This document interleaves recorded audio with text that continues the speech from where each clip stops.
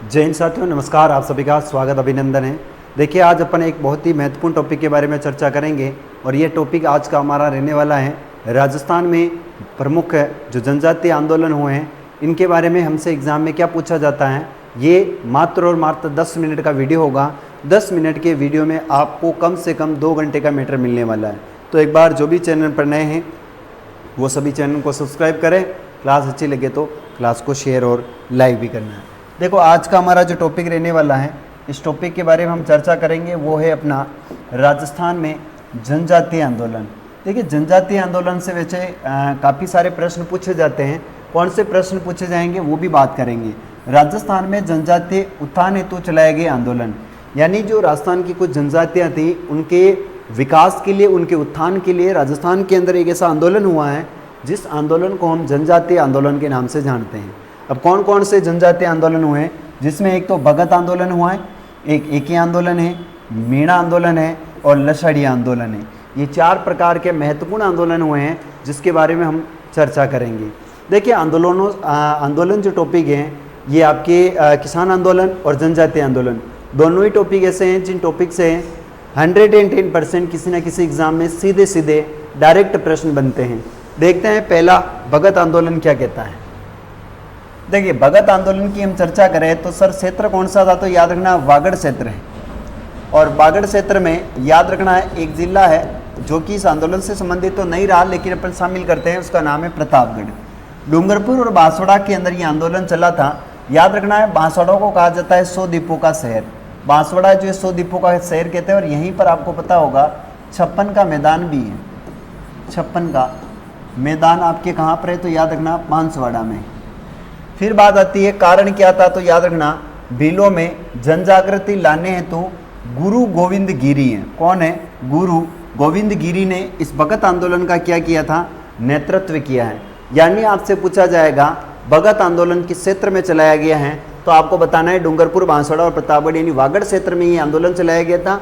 बांसवाड़ा को कहा जाता है 56 का मैदान, यहीं पर है बांसवाड़ा में, और 100 द्वीपों का शहर कहा जाता है। डूंगरपुर को वैसे हम पहाड़ियों की नगरी के नाम से भी जानते हैं, ये भी आपको क्लियर होना चाहिए। नेक्स्ट आगे बढ़ते हैं कि नेतृत्व इस आंदोलन का किसने किया, तो उनका नाम था गुरु गोविंद गिरी हैं। इनका जन्म 1848 ईस्वी में गांव था बसिया गांव, डूंगरपुर में इनका जन्म हुआ। वैसे डूंगरपुर को हम पहाड़ों की नगरी के नाम से जानते हैं। बात करते हैं ये किस परिवार से संबंधित, तो याद रखना ये बंजारा परिवार में थे और इनका बंजारा परिवार में जन्म हुआ था, लेकिन इन्होंने भीलों के उत्थान हेतु क्या किया है, कार्य किया है। याद रखना भीलों के उत्थान हेतु क्या किया इन्होंने, कार्य किया है। कि इस समय मेवाड़ के जो महाराणा थे उनके द्वारा भीलों पर अत्याचार किया जाता था, भीलों का शोषण किया जाता था। अब भीलों का अत्याचार किया जा रहा है और शोषण किया जा रहा है, तो कोई ना कोई व्यक्ति ऐसा होता है जो कि उस चीज़ को गलत साबित करने के लिए गलत देखता है कि भाई साहब इनके साथ शोषण हो रहा है, तो कोई ना कोई आगे आता है। तो ये जो थे उस समय, याद रखना ये क्षेत्र की काफ़ी अच्छी जानकारी थी इन्हें, तो इन्होंने इस भील समुदाय का नेतृत्व किया। तो ये भीलों के क्या कहलाए, गुरु। वैसे इनके खुद के जो गुरु थे वो याद रखना राजगिरी, यह एक अखाड़ा चलाते थे और राजगिरी को इन्होंने अपना गुरु बनाया था। यहाँ पर इनके एक सहयोगी थे जिसका नाम है सुरजी भगत। सुरजी भगत आपके गुरु गोविंद गिरी के क्या हैं, याद रखना है गुरु बनाया था, सहयोगी थे सुरजी भगत। भगत आंदोलन संप सभा की इन्होंने भी क्या करी थी, स्थापना है। तो इसके बारे में हम आगे देखते हैं, संप सभा और भगत पंथ। देखिए, यहाँ पर बात करते हैं संप सभा की स्थापना की गई कब, 1883 ईस्वी में गुरु गोविंद गिरी ने, याद रखना, संप सभा की क्या करी, स्थापना। संप का अर्थ होता है, याद रखना, आपसी भाईचारा है। इनका प्रथम सम्मेलन हुआ था और ये हुआ था 1903 में मानगढ़ पहाड़ी बांसवाड़ा के अंदर ये सम्मेलन हुआ है। इसके बाद भी इन्होंने एक पंथ चलाया था जिसका नाम था भगत पंथ, और ये चलाया गया था 1911 में। ये याद रखना किसके द्वारा चलाया गया, तो गुरु गोविंद गिरी के द्वारा चलाया गया था भगत पंथ। ये क्यों चलाया गया, क्योंकि भीलों के उत्थान और भीलों के आर्थिक और सामाजिक जो विकास है उनको परिपूर्ण करने के लिए इन्होंने चलाया था।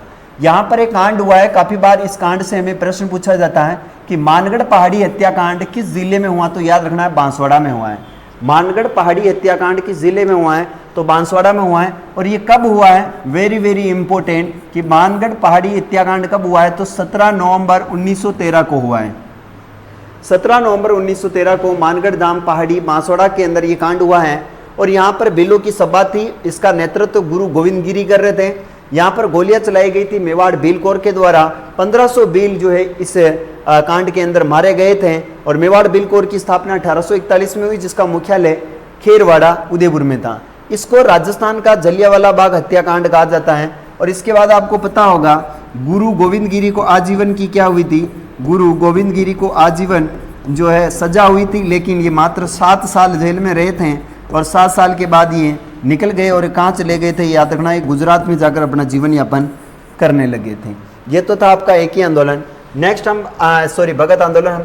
अब हम देखेंगे एक ही आंदोलन के बारे में, जिसे हम भौमट आंदोलन के नाम से भी जानते हैं। सर ये किस क्षेत्र में चलाया गया, तो याद रखना ये भौमट क्षेत्र में हुआ था। और भौमट क्षेत्र में जिला आता है डूंगरपुर, बांसवाड़ा, उदयपुर और सिरोही। 4 जिले भौमट क्षेत्र में शामिल हैं, जिसमें डूंगरपुर है, बांसवाड़ा है, उदयपुर है और सिरोही शामिल हैं। सर ये कौन सा आंदोलन है, तो ये एक ही आंदोलन है और इसी को हम भौमट आंदोलन के नाम से भी जानते हैं। सर इसका नेतृत्व किसने किया, तो मोतीलाल तेजावत। देखो एक मोती था, एक क्या था, याद रखना मोती था। आज से प्रश्न पूछा जाएगा एक ही आंदोलन का संबंध किससे है, तो मोती कितना है, देखो एक ही से एक कर लेना और एक मोती था। इनका जन्म हुआ था 1883 में। सर कहाँ हुआ, तो याद रखना कोलियारी गांव उदयपुर में मोतीलाल तेजावत का जन्म हुआ। कौन से परिवार में हुआ, तो ओसवाल जैन थे। वैसे जैन परिवार है, लेकिन जैनों में भी कौन सा परिवार है, तो ओसवाल जैन परिवार में इनका जन्म हुआ। मोतीलाल तेजावत किस रियासत में कामदार की पोस्ट पर काम करते थे, तो ये जाडोल ठिकाने का जो एक ठिकाना था जाडोल उदयपुर का, उस ठिकाने में कामदार की पोस्ट पर काम करते थे। उपनाम में बेलों के मसीहा और बेलों के बाबूजी कहते हैं। याद रखना बेलों में जन जागृत व चेतना लाने हेतु इन्होंने क्या किया है, कार्य किया था। सर यहाँ पर इनके द्वारा और क्या किया गया, तो इन्होंने एक 21 सूत्री मांग पत्र भेजा था। 21 सूत्री याद रखना, इन्होंने एक मांग पत्र भेजा था और ये मांग पत्र भेजा गया था मेवाड़ महाराणा को। कहा गया मेवाड़ महाराणा से कि आप हमारी 21 जो मांगे हैं वो पूरी कर दीजिए, लेकिन इन्होंने सारी मांगे तो पूरी नहीं करी, लेकिन आधी मांगों का इन्होंने स्वीकार किया, लेकिन मोतीलाल तेजावत ने मना कर दिया। यहाँ पर इन्होंने एक ग्रंथ लिखा था जिसका नाम है मेवाड़ पुकार। मेवाड़ पुकार एक घोषणा पत्र था जो मेवाड़ को संबोधित करके इन्होंने लिखा था मोतीलाल तेजावत ने, याद रखना है। वैसे एक है मेवाड़ का वर्तमान शासन है, एक ग्रंथ आता है मेवाड़ का वर्तमान शासन, तो ये ग्रंथ माणिक्यलाल वर्मा ने लिखा है। मेवाड़ का वर्तमान शासन, यह पुस्तक लिखने वाले हैं माणिक्यलाल वर्मा। कौन हो जाएंगे, याद रखना माणिक्यलाल वर्मा ने ये ग्रंथ लिखा था, आपको पता होना चाहिए। आगे बढ़ते हैं, नेक्स्ट क्या है, तो वही चीज लिखी हुई होगी। एक ही आंदोलन की शुरुआत जाडोल से हुई, कब हुई, 1921 में। मेवाड़ के महाराणा इस समय फतेह सिंह जी थे, नेतृत्व किया मोतीलाल तेजावत। नारा दिया था हाकिम हुक्म छोड़ो। 21 सूत्री मांग पत्र भेजा जिसने मेवाड़ के महाराणा स्वीकार कर दिया। ग्रंथ लिखा मेवाड़ की पुकार। याद रखना एक सम्मेलन हुआ था मातृकुंडिया सम्मेलन, और मातृकुंडिया सम्मेलन से इस रासमी में है जो चित्तौड़ में पड़ता है, और यहाँ से इस आंदोलन की वास्तविक शुरुआत मानी जाती है। एक कांड होता है जिस कांड का नाम है निमड़ा कांड। ये विजयनगर सिरोही में हुआ था। कब, तो 7 मार्च 1922 को निमड़ा कांड हुआ और इसमें 1200 बेल यहाँ पर सम्मिलित हुए थे और यहाँ पर मेवाड़ बेल कोर के द्वारा गोलियां चलाई गई जिसमें 1200 बेल जो है वो मारे गए थे। यहाँ इसका उपनाम है राजस्थान का दूसरा जलियांवाला बाग हत्याकांड कहते हैं। मेवाड़ का वर्तमान शासन पुस्तक लिखने वाले व्यक्ति है माणिक्यलाल वर्मा, और इन्हें कहा जाता है मेवाड़ का गांधी। इन्हें कहा जाता है मेवाड़ का गांधी। क्या कहते हैं, तो याद रखना मेवाड़ का गांधी कौन है, तो माणिक्यलाल वर्मा है। कौन हो जाएंगे, माणिक्यलाल वर्मा। नेक्स्ट आगे चलते हैं। सर आगे कौन सा कांड है, तो आगे मीणा आंदोलन कहाँ हुआ, तो ढूंढाड़ प्रदेश शेखावाटी में हुआ। कारण क्या था, मीणाओं पर क्रिमिनल ट्राइबल एक्ट लगाया गया था 1924 में, और ये एक आपराधिक जाति इन्हें घोषित कर दिया गया था मीणाओं को। तो मीणाओं ने कहा भाई साहब कि हम तो जो है अपना भरण पोषण करने के लिए थोड़ी बहुत चोरी डकैती करते हैं, और आपने इतना बड़ा हमारे ऊपर एक लांछन लगा दिया है कि हमें चोर साबित कर दिया है, तो हम क्या करेंगे, आंदोलन। जैसे ही इसके बारे में और चल रहा था, एक नया कानून आ गया, जयाराम पेशा कानून। और ये कब आया था, तो 1930 में। 12 वर्ष से अधिक आयु लोगों को सभी को प्रतिदिन थाने में जाकर हाजिरी देनी पड़ती थी, और ऐसा सब कुछ होते देख रहे थे जैन मुनि मगन सागर।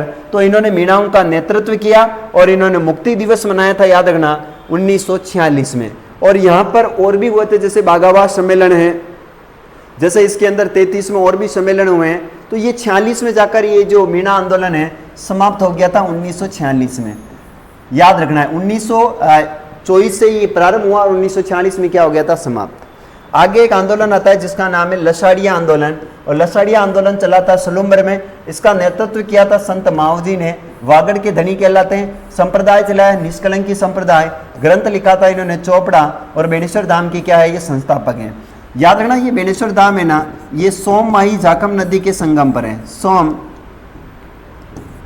माही जाखम नदी के संगम पर है, जाखम नदी के संगम पर है बेणेश्वर। कहाँ पर है तो याद रखना ये नवाटापुरा में, नवाटापुरा। नवाटापुरा कहाँ पर है तो याद रखना है डूंगरपुर में। सर यहाँ पर मेला भी तो लगता है, बेणेश्वर मेला। यह मेला लगता है, आपको पता होना चाहिए, माघ पूर्णिमा को। कब लगता है, माघ पूर्णिमा को बेणेश्वर धाम का मेला लगता है। और इस मेले को कहते हैं, याद रखना, आदिवासियों का कुंभ है। क्या कहते हैं, आदिवासियों का कुंभ कहा जाता है, याद रखना है। बेणेश्वर मेले को आदिवासियों का कुंभ कहा जाता है। वैसे एक चोपड़ा आया तो चोपड़ा झील आप याद रखना, ये चोपड़ा जो झील है, यह झील आपके पाली के अंदर है। कहाँ पर है, पाली में।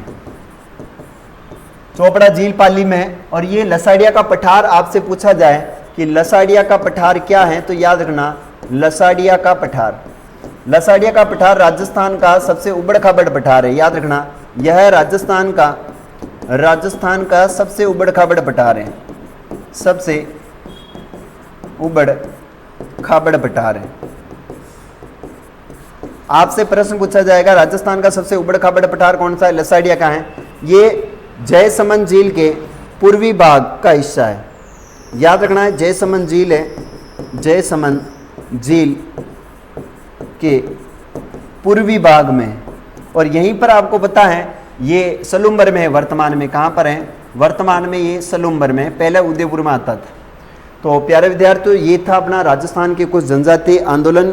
यहाँ से सीधे सीधे एग्जाम में प्रश्न पूछे जाते हैं। और ये क्लास आपको कैसी लगी कमेंट करके ज़रूर बताना। मात्र और मात्र मैंने आपको 12 मिनट में पूरा का पूरा जनजातीय आंदोलन करवा दिया। आप कंप्लीट नोट्स बना लें। इसी प्रकार की क्लासें आपको डेली कंटिन्यू मिलती रहेगी। क्लास सबको शेयर करनी है। आपको अगर विश्वास है, आपको अगर यकीन है, यहाँ सर आपके द्वारा पढ़ाया गया हर एक कंटेंट जो है वो बहुत बेहतरीन होता है, तो आप क्लास को शेयर जरूर करें। और चैनल को सब्सक्राइब किए बिना बिल्कुल भी नहीं जाना है। आप जिसको भी मानते हो उसको आधार मानकर अपने आप का ये एक बार दिल पर हाथ रख के कहना, मेरे जितने भी जो वीडियोज़ हैं जो मैंने इस चैनल पर डाल रखे हैं वो एक बार सभी देखना। मैंने यहाँ पर ज्योग्राफी पूरी करवा रखी है, हिस्ट्री पूरी करवा रखी हैं, आर्ट कल्चर मैंने पूरी करवा रखी हैं, और बहुत सारे शॉर्ट्स हैं, बहुत सारे ऐसे जो वीडियो है जिसकी जानकारी आपको नहीं है वो भी डाल रखे हैं, वो भी जाके देखें। ऐसे ही वीडियो के लिए चैनल को सब्सक्राइब करें। मिलेंगे अगली क्लास में, तब तक के लिए जय हिंद, वंदे मातरम।